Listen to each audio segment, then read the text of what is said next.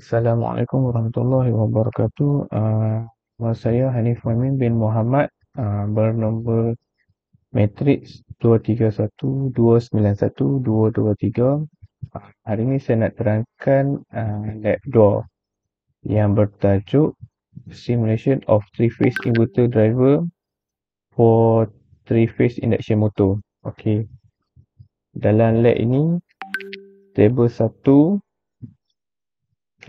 dia minta untuk ubah dia punya frekuensi. Di mana frekuensi saya akan letak 45.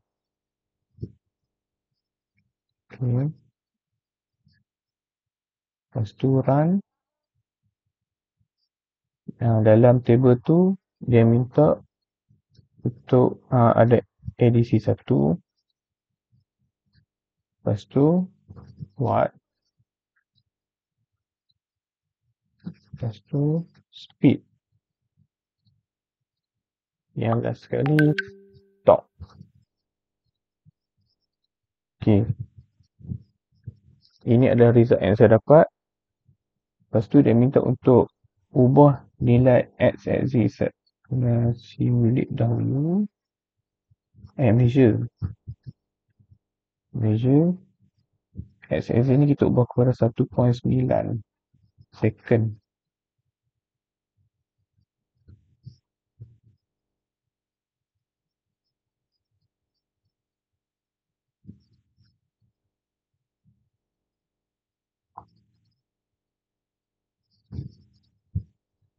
Okey. Ini adalah nilai yang saya dapat. Seterusnya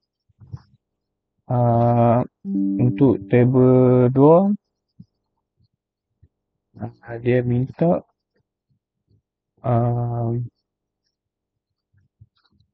untuk frekuensi ni ubah pada 50 constant. Lepas tu untuk VDC ni dia minta, saya bagi contoh 220 volt.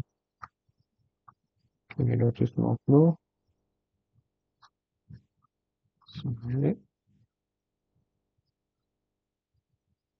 Macam sama seperti tadi juga, dia minta ADC 1. Lepas tu watt. Speed.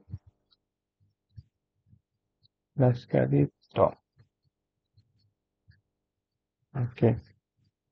Ini graf yang saya dapat. Dan kita ubah macam tadi juga. Kita measure. X axis tu ubah kepada 1.9 second seperti yang diminta dalam lab.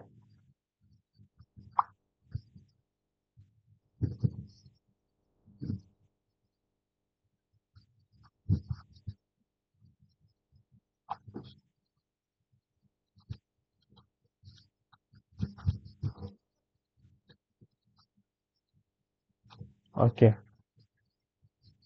Ini adalah nilai yang saya dapat setelah di measure. Rasanya itu yang dapat saya terangkan.